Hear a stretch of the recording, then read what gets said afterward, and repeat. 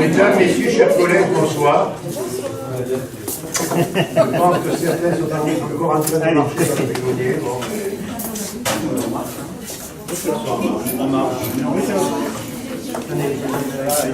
Donc, nous allons et je propose que le secrétaire, en l'absence de Madame la Vessière, des écoles, d'Isabelle Torres, puisse prendre la parole. Le secrétaire, y a-t-il une Madame Isabelle Torres, comme secrétaire de séance. Admection. Madame Isabelle Torres.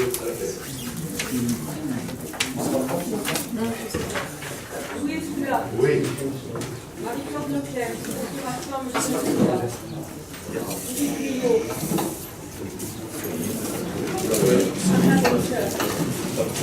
Philippe Guillot-Robert.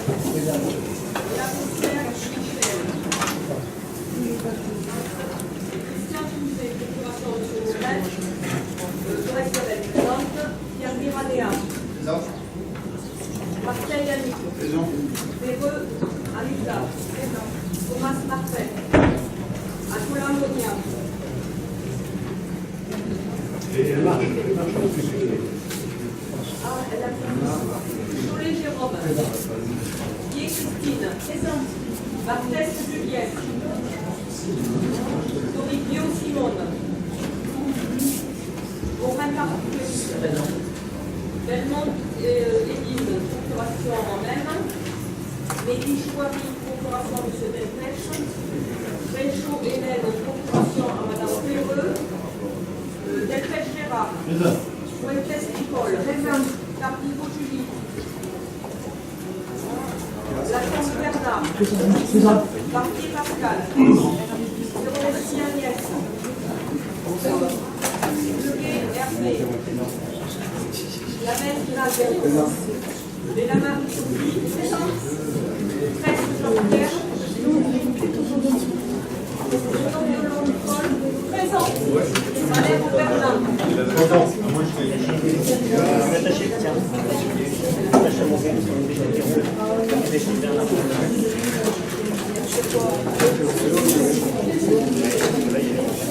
Mais le là, attendez-le.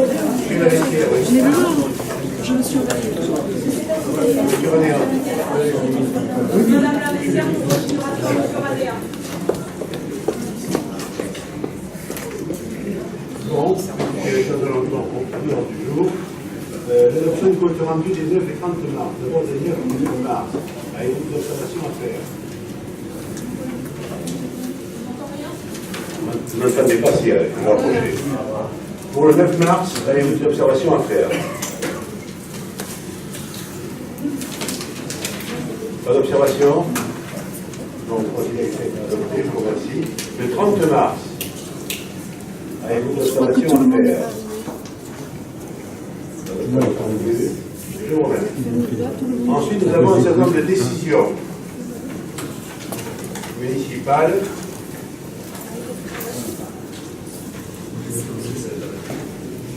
Il y a plusieurs décisions. Donc, il y en a. Est-ce que vous avez des questions par rapport aux décisions qui ont été prises?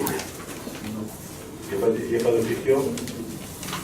Il n'y a pas de questions, donc on considère. Oui?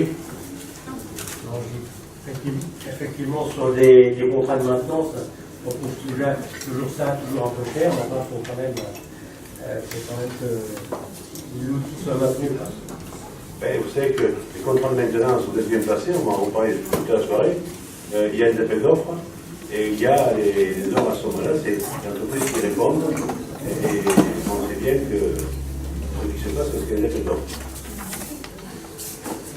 Ok. Désignation. Alors, le premier point, c'est dans désignation d'un représentant de la collectivité au conseil d'administration du fonds de dotation de la ville.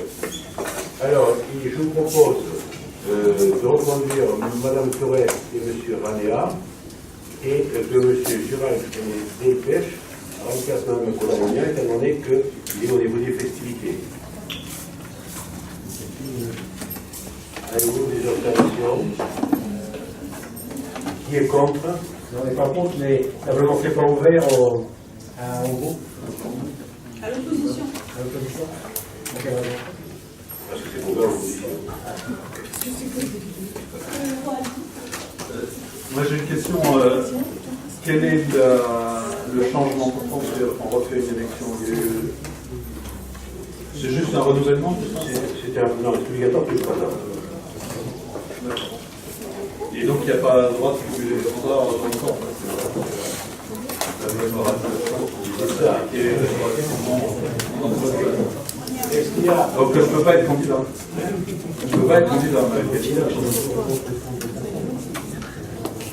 Moi je vote contre. Alors, je ne peux pas être candidat. Alors, qui c'est qui est contre? Monsieur, c'était les candidats à la Italie, il vote contre. Ok. Et solidaire avec nous. Eh bien, je comprends. Donc, qui s'abstient? Je vous remercie. Convention entre la commune et l'association Batterie Passion. Est-ce que quelqu'un peut en parler? Madame, ah oui, tu peux tout faire. Batterie Passion. Hein?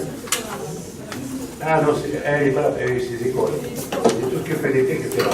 Donc, c'est une initiation musicale proposée par un professeur de musique aux jeunes faisant soit scolarisés dans les écoles de la commune et inscrits aux accueils de loisirs. Et un défraiement correspondant à 15 € par intervention sera proposé à l'association des Batteries Passion, donc sur les licence périscolaire et infrascolaire. Avez-vous une question?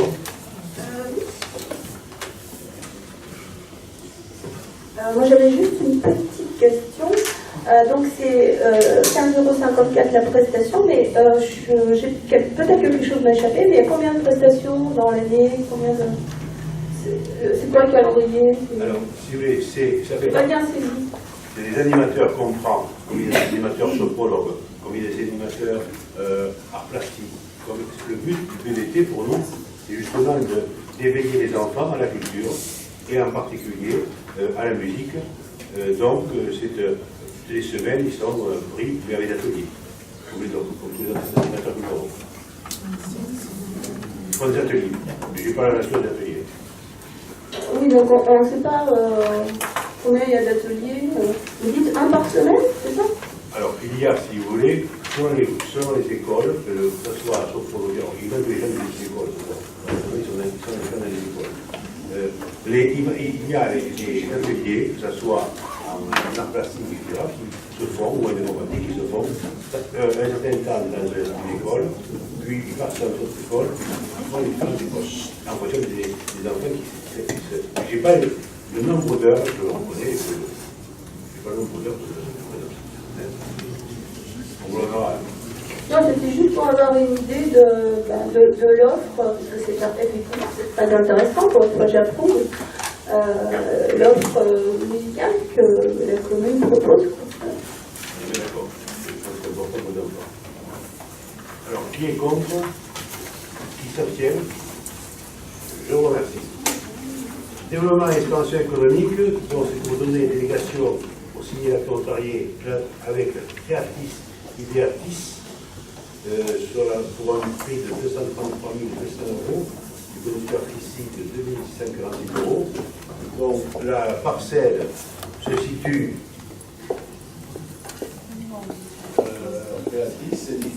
c'est en face, Logidis c'est là, et là vous avez les bâtiments avec un photovoltaïque dessus, ici aussi, il y a deux parcelles juste à la ça sera, c'est normalement la personne qui est sur Colomiers, pour tout ce qui est tissu, etc. Ils veulent déménager ou veulent s'agrandir? Oui, ils déménagent. D'accord. Et ils s'agrandissent en plus. Oui, enfin. Oui. Ouais, c'est la mercerie qui fait. J'ai jamais été, mais je sais que. À l'entrée de. La Colomiers à Jacquard. Et je crois qu'ils font des cours de tour, et même de couture et tout, non? Oui, des cours de couture, etc.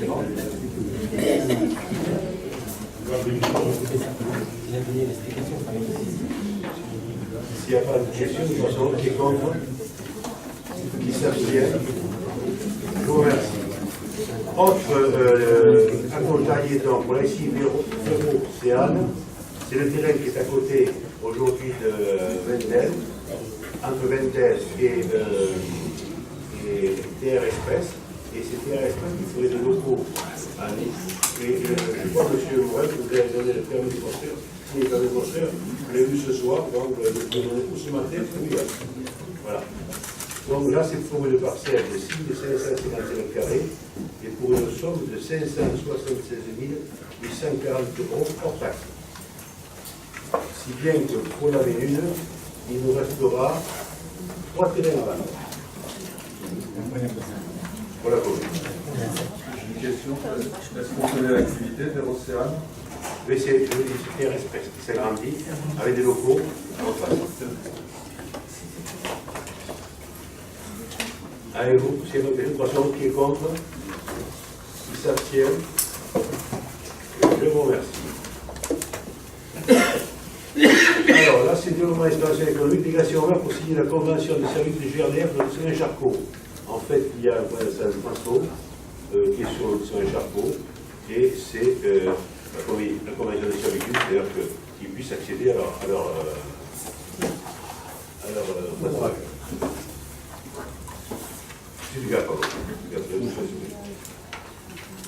Est-ce qu'il y a des questions? C'est le développement qui est contre, qui s'abstient. Je vous remercie. Ensuite, nous avons garantie d'emprunt, les chalets, acquisition en défense des logements situés rue du 11 novembre. Vous avez le dossier. Y a-t-il des questions sur ce dossier? Vous avez votre question, personne qui est contre, qui s'abstient. Je vous remercie. Garantie d'emprunt, réhabilitation énergétique de logement, 10 avenue des Guides. Même beau. S'il n'y a pas de question, personne qui est contre, qui s'abstient. Je vous remercie. Alors, subvention d'équilibre 2017 versée au Centre communal d'action sociale. Vous savez que nous avions voté au moment du budget, nous subventionnerait le CS à hauteur de 335 000 €. Mais jusqu'à maintenant, on ne prenait pas ce genre de libération. Mais c'est le receveur qui souhaite qu'on prenne la libération pour le transfert d'argent de la commune vers le CCAS. C'est la simplification administrative. Désolé, je ne comprends pas complètement l'objectif de ce. On l'a voté à la fois dans le budget du CCAS et de la commune. Donc je ne vois pas pourquoi on va prendre une délibération surnuméraire. Enfin, mais comme vous dites, le choc de simplification administrative. Non, mais absurde. Si, est-ce que quelqu'un est contre, s'abstient? Je vous remercie. Octroi de subvention directionnelle à la section Gérance Club. Gérance Club.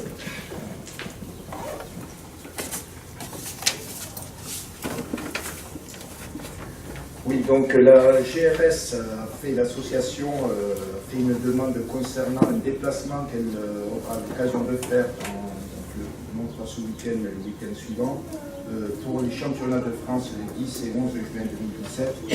Elle va présenter une trentaine de gymnases, exactement 26 tournois, 3 voire 4 équipes. Le club va prendre en charge les frais de transport et d'hébergement pour ces 3 entraîneurs et demande une subvention exceptionnelle de la part de la commune pour diminuer les frais et la charge des parents. Donc là, il a été proposé l'octroi d'une subvention exceptionnelle correspondant à 50% des frais engagés dans la limite d'un plafond de 2 400 €. En fait, ce que nous avions fait derrière, mais avec la notation. Comme le fonds de notation ne peut pas subventionner 2 fois la même chose, donc nous voyons souvent en subvention exceptionnelle. Bien connu. Oui, allez-y. Des questions? Oui, moi je voulais juste savoir, ils sont à combien les frais à charge des familles? C'est pour ça qu'on dit, parce que l'année dernière, on avait C'est bien de les faire diminuer, mais c'était juste pour avoir une idée de. Aujourd'hui, je crois que l'évaluation était. Par famille, mais là on ne sait pas combien de familles en Si, on a identifié. Vous avez des 30 gymnases, Il y a très peu de trier, tout ça.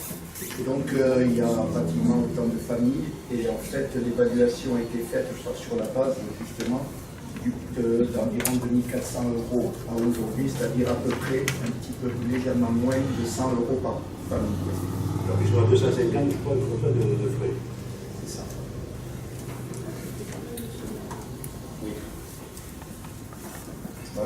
Le problème que rencontre souvent la GRS, c'est que l'ensemble, généralement, tous les championnats de France se passent la plupart du temps dans le nord de la France. Et il est rare, en fait, que le championnat de France puisse se passer dans le sud et que les déplacements soient beaucoup plus de proximité, plus proche. Je ne voterai pas cette délibération, comme d'habitude, pour le sport. Faites la GRS, là. Bon, est-ce qu'il y a d'autres personnes qui ne votent pas? Là, il s'agit de GRS. Principe de Bon, donc, une abstention. Enfin,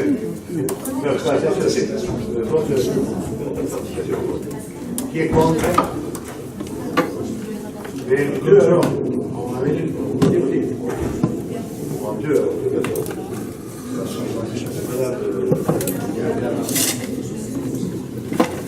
Non, c'est qu'en fait, c'est le bureau de l'association. Non, mais simplement, je peux très bien voter, hein, la loi ne me l'interdit pas, mais pour éviter tout conflit d'intérêts, étant donné que je suis au comité directeur de l'atelier, voilà, ok, je préfère ne pas participer au vote. Ça ne veut pas dire que je refuse la subvention, bien loin de là, mais j'interviens pas sur l'avis des autres clubs. Moi, j'allais dire que c'était grâce à vous qu'ils ont eu la subvention. Voilà. Bon, donc, fixation des tarifs communaux 2017.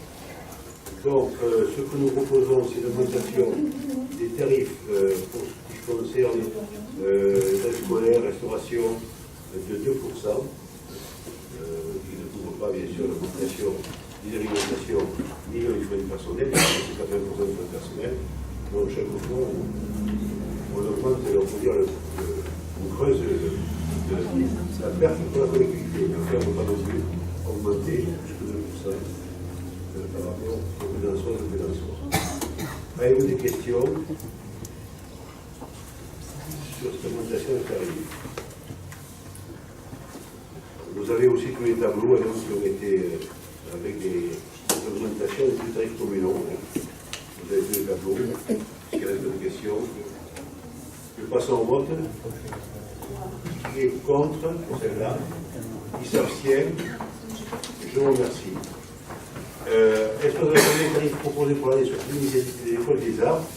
Alors, on voulait qu'il resterait inchangé par rapport à l'année précédente, tout simplement parce qu'on n'a pas réussi, encore cette année, à faire ce qu'on a fait par les écoles avoir une pression pour les tarifs. Là, nous sommes avec des sous relativement importants. Donc, je pense que ça va être un des chantiers et il va falloir s'atteler rapidement pour pouvoir être en mesure de pouvoir apporter le paiement par Internet. Et aussi le chantier du paiement par Internet. Et ils n'ont toujours pas. Je sais que vous ne payez pas par Internet. Ok. Mais c'est vrai que pour appliquer des tarifs proportionnels, alors que certains font que du solfège, d'autres font un instrument, d'autres font une demi-heure de solfège, une demi-heure d'instrument et du solfège, d'autres font qu'une heure d'instrument. C'est un casse-tête, pas possible. Je pense que c'est. Il va y falloir des statisticiens,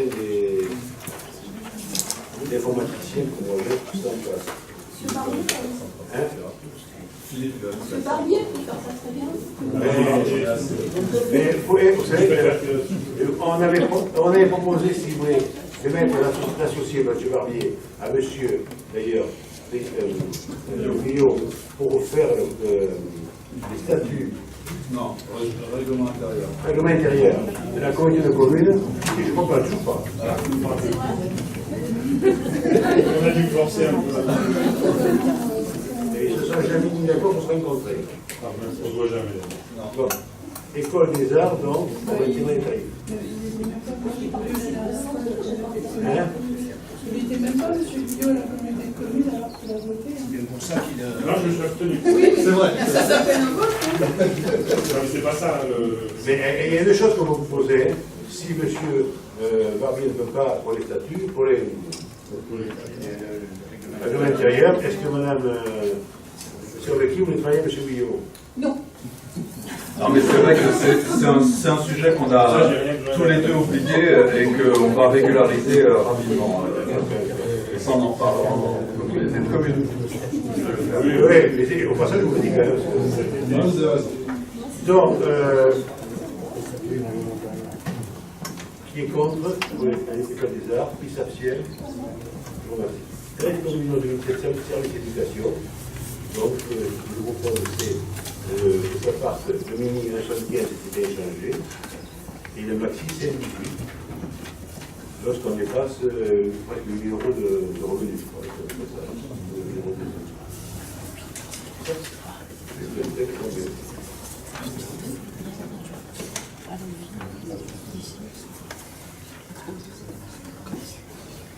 Parce que je regarde, 2005, quotient familial. Et si vous avez 2 enfants, ça fait des par trois famille. C'est la femme de 2 enfants. Pas 3. 3 par, ça fait 7500. Après, 7500, c'est 2 enfants. Euros par mois.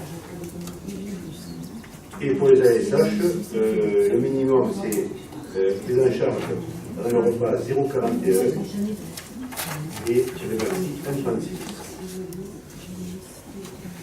Et pour les ASH matin et soir, pour mini c'est 0,21, le maxi 0,56, ça c'est pour 1 heure. Pour 1 heure 50, le mini 0,32 euros, le maxi 0,84, et pour 2 heures, 0,42 euros et le maxi 1,12.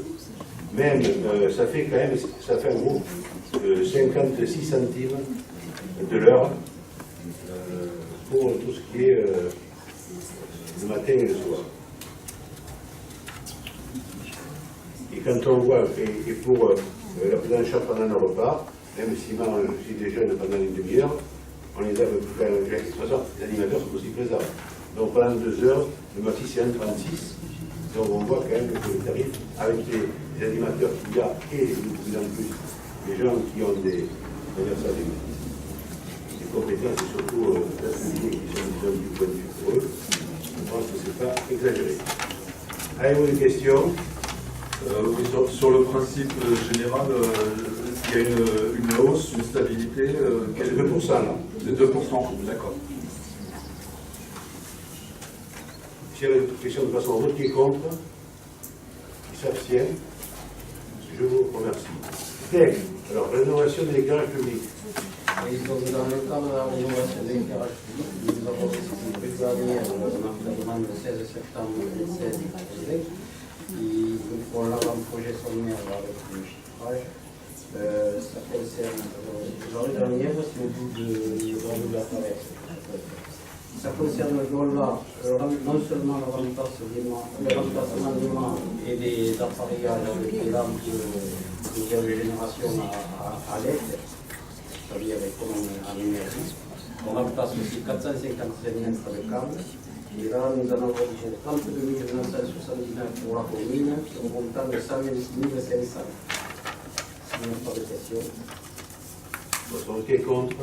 Qui s'abstient? Je vous remercie. Là, c'est une modification sur l'ancrage sur un poisson où il y a des arbres qui sont très hauts. Et il y a des zones d'ombre, il y a 4 mâts qui n'éclairent plus puisqu'ils sont cachés par les arbres. Donc là, on va remplacer les cosses, les supports en allant fulon pour aller davantage vers la route. Là, il faut remplacer 4, c'est pour remonter. C'est la rue des Peuples, entre la rue des Peuples et la rue des Médicis. Oui. Vous voyez ces arbres qui sont très hauts qui cachent l'éclairement de la rue. Donc là, il y en a pour 795 € pour la commune, pour un montant total de 3048 €. Il n'y a pas de question. Passe au vote. Qui est contre? Qui s'abstient?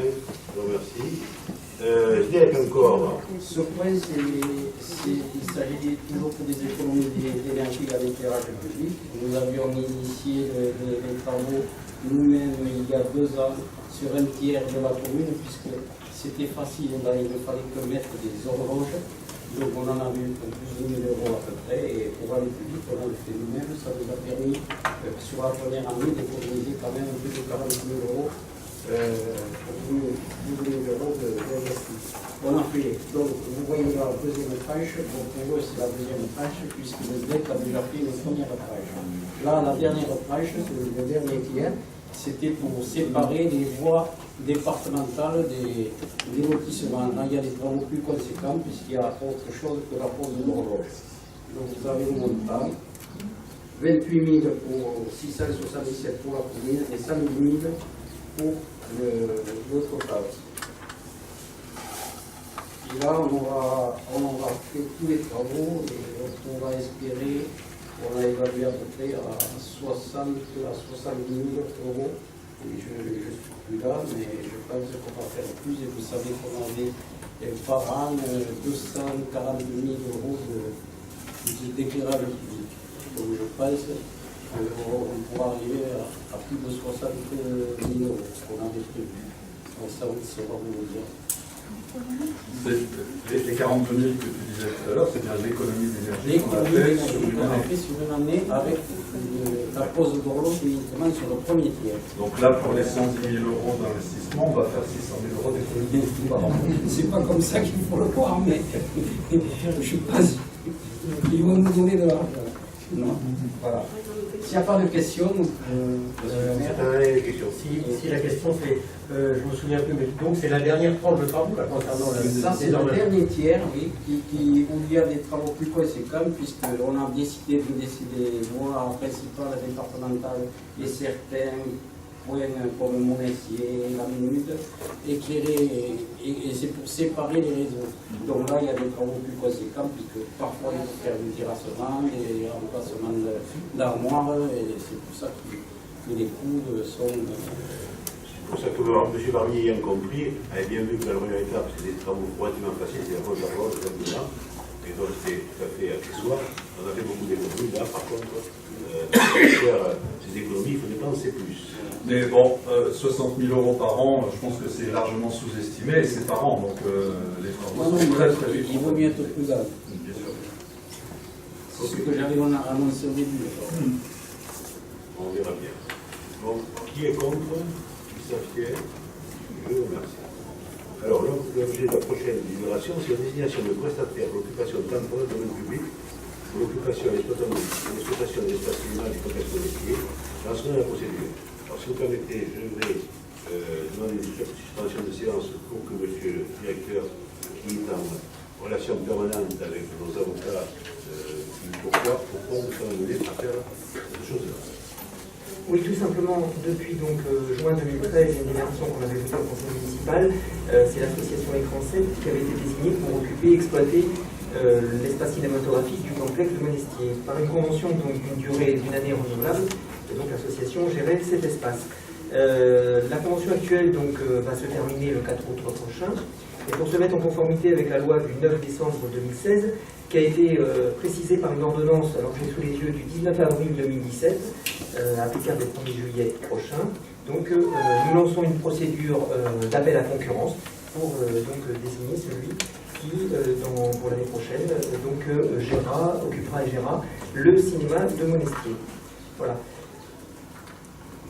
Oui, simplement, si vous voulez, on va rappeler, la procédure est une procédure obligatoire, d'autant plus, si vous voulez, que nous avons une salle de cinéma qui fonctionne très bien, avec quand même un chiffre d'affaires très important, des bénéfices qui sont quand même aussi importants, et comme on nous a dit, c'est quand même presque comme une entreprise que nous avons sur la commune, avec des résultats, et sans aucune obligation, pas de déployer ni rien. Donc il va falloir qu'on revoie tout ça quand même par rapport à la logique. En dehors de la politique structurelle de l'association qui est en place, de ce qui répondra, également, on reverra, il y aura un cahier des charges de en ligne demain matin pour répondre à ce moment-là à ce cahier des charges. Et même si nous n'avons pas, nous ne sommes pas obligés de le faire, nous avons souhaité, j'ai souhaité, qu'il y ait une commission qui se mette en place de manière représentante. On n'a pas obligé d'avoir une commission d'appel d'offres, parce que ce n'est pas le cas. Mais par contre, on met une commission qu'on va désigner comme la commission d'appel d'offres et où il y aura également le groupe minoritaire qui sera représenté de manière à ce que nous puissions faire les choses avec la plus grande clarté. Alors, il faut savoir, aussi bien on peut se retrouver avec d'autres associations, ou aussi bien on peut se retrouver avec du privé qui viennent ici. Je vous assure que dans mes convictions, je suis pour la gestion associative plutôt qu'une gestion pour le privé. Mais la question, c'est qu'il faudra, c'est pour ça qu'il faut qu'on puisse être à même, lorsque nous aurons les réponses de ceux qui répondront, est-ce qu'il y en aura plusieurs ou pas, parce que je sais pas. Donc, de pouvoir avoir une commission qui devrait se réunir juste avant le conseil municipal, au mois de juin, de manière à définir l'association qui sera l'association ou le futur occupant du complexe monestique. Vous avez vu votre délibération derrière, c'est justement la création d'une commission pour l'estimation d'un prestataire pour l'occupation de terre pour le domaine public, pour l'occupation et l'exploitation d'espaces inhumés du complexe monestique. Avez-vous des questions? Oui, plusieurs. Je vais commencer par la forme. Vous nous soumettez une délibération qui fait mention d'une loi qui a été votée effectivement en 2016, qui autorise le gouvernement à promulguer des ordonnances. En revanche, le sujet et la raison pour laquelle vous prenez ces mesures, c'est l'ordonnance en elle-même qui a été votée, monsieur le directeur l'a rappelé, l'ordonnance du 19 avril qui sera applicable au 1er juillet. Donc sur la forme, on ne pourra pas voter cette délibération puisqu'on n'a pas eu les informations qui permettaient de juger de la pertinence de cette décision. Sur le fond maintenant, c'est plus important. Vous dites qu'on va nommer une commission qui va décider pour le mois de juin. Ça veut dire que vous donnez aux différents opérateurs qui pourraient soumettre un délai extrêmement court pour faire des réponses. 3 semaines. 3 semaines. Alors, je reviens je pense qu'en plus 3 semaines, qui est un délai normal et légal, ça ne peut favoriser que, on pourrait dire, ceux qui connaissent les douches. Oui, peut-être ceux qui ont des moyens industriels et d'entreprise pour mettre en place une équipe d'une dizaine de personnes pour répondre très rapidement à un appel d'offres aussi. On pourrait quand même juger entre nous de ceux qui ont vu. C'est en dehors, c'est pour ça que le cahier des charges qui va être fait, c'est non seulement l'aspect, on pourrait dire financier, parce qu'il faut les cahiers des charges, mais c'est aussi l'aspect de l'intérêt pour la collectivité. Qu'est-ce qu'apportera la structure à la collectivité? Oui, parce que c'est ça le plus important, et même la seule chose qui soit importante, c'est l'intérêt par la collectivité.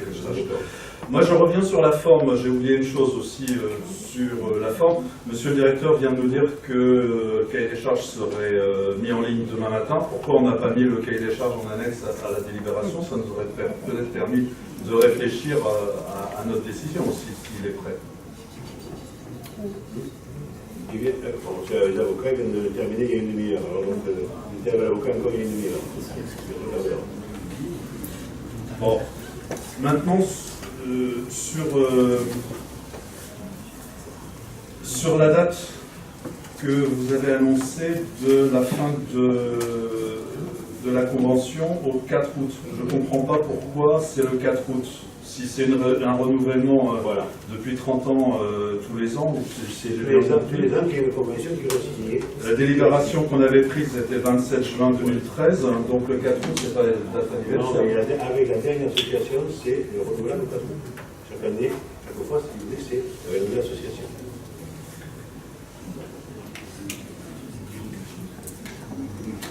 Une petite question. Vous avez parlé de gestion par le privé ou par une association, et vous avez dit une autre association. Quelle autre association, le cas échéant? Une nouvelle créée? Là, on est dans les codices prioritaires. faut Colomiers qui viennent aussi. Oui, oui, mais vous avez parlé d'une autre association. Et donc là, c'est quoi? Une scope, n'importe quoi. Et vous avez des prestataires qui se sont manifestés? Non, tu vois, pour le moment, on regarde comme c'est possible.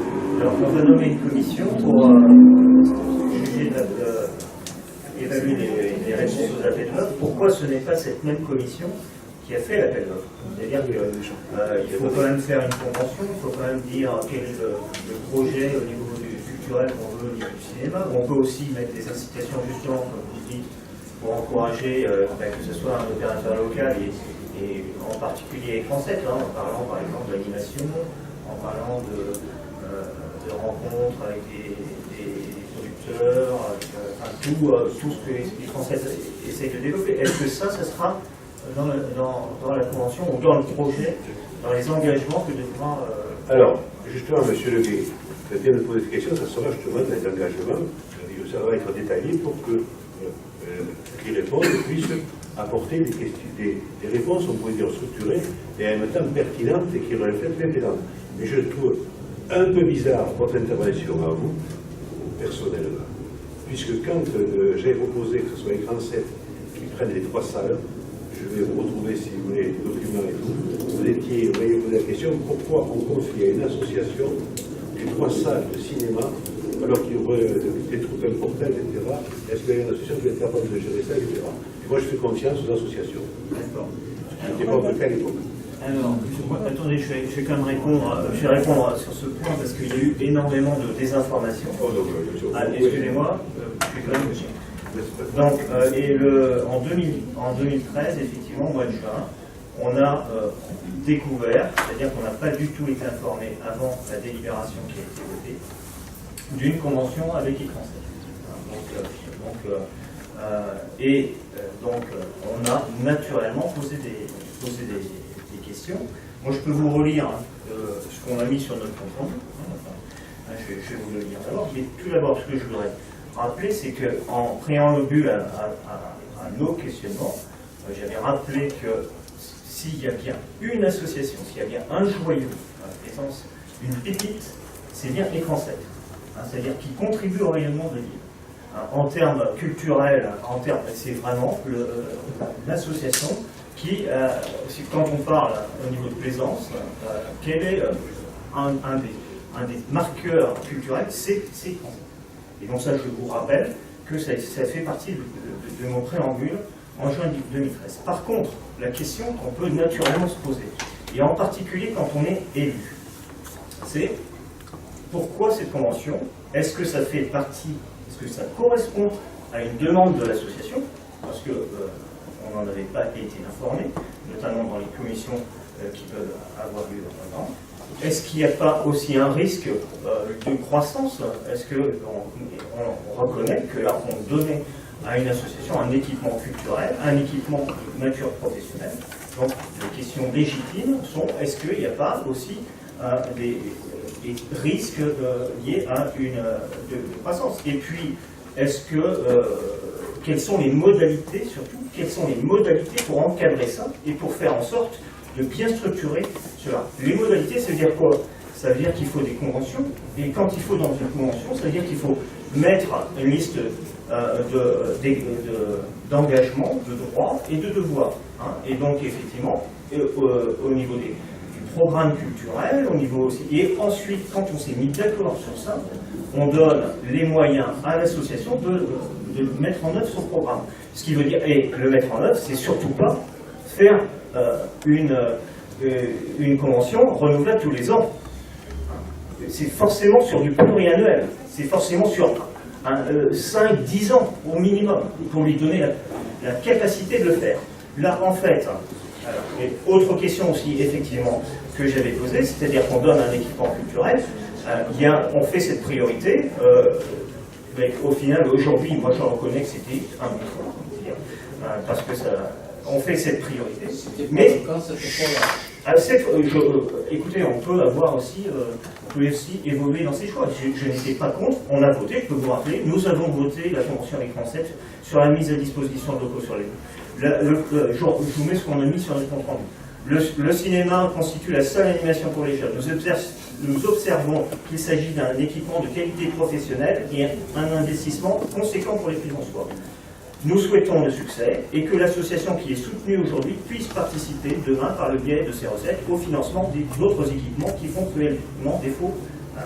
Voilà ce que nous avons dit et le message que j'ai porté.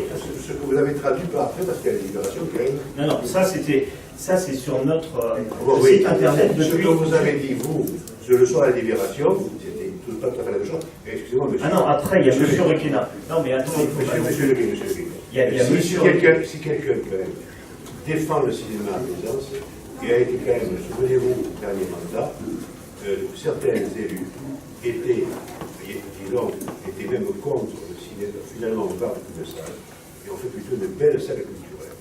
Et je me suis retrouvé presque, je ne dis pas minoritaire, mais avec une légère majorité au sein de mon propre conseil municipal pour dire que moi je tiens à ce qui est le cinéma. Et on a fait les deux. En termes de minorité, nous n'avons pas été conviés à ce choix. Nous n'avons jamais discuté de ça lors des mais les salles de cinéma, quand même.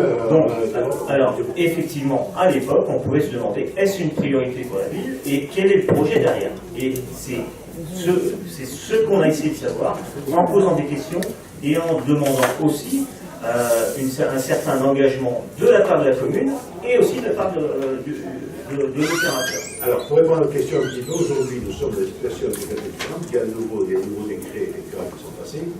Et en plus, nous sommes dans une situation aussi, parce que toutes les associations signent un renouvellement tous les ans, quelles que soient les communes. C'est un contrat d'utilisation des salles, etc. Toutes les associations. Par contre, là, nous sommes dans un cas un peu particulier, avec notre avocat, c'est que là, il y a, quand on voit le compte de l'association, bon, le résultat, c'est quand même, il y a beaucoup d'entreprises qui aimeraient avoir ce résultat-là. Je peux faire qui dépasse le million d'euros, etc. Bon, c'est donc, là, je pourrais être mis, moi, en cause, en tant que maire, pour laisser à une association qui fait plus d'1 million de chiffre d'affaires et qui a des bénéfices importants, de laisser tout ça gratuitement. On pourrait me suspecter de collusion en tant que maire avec l'association. Donc il faut remettre les choses, les pendules à l'heure, comme on dit, et à ce moment-là, de prendre les textes comme il faut les prendre. Est-ce qu'il y a d'autres associations à Plaisance qui sont sur le même problème? C'est pas commercial. C'est pas commercial. J'ai une question, s'il vous plaît. Dans le... Et en plus, excuse-moi, et en plus, si vous voulez, parce que les avocats suivent l'affaire, et c'est pas une seule, les seuls qui suivent l'affaire, je vous dire. Il y a peut-être d'autres cinémas à côté, ou pas loin, qui suivent l'affaire aussi. Par rapport aux 3 ou 4 derniers mois, c'est mois, ils se rendent compte que, comme je dis, c'est essentiellement du commercial, donc c'est essentiellement de la concurrence par rapport aux salles, c'est essentiellement, je dis, en grande majorité.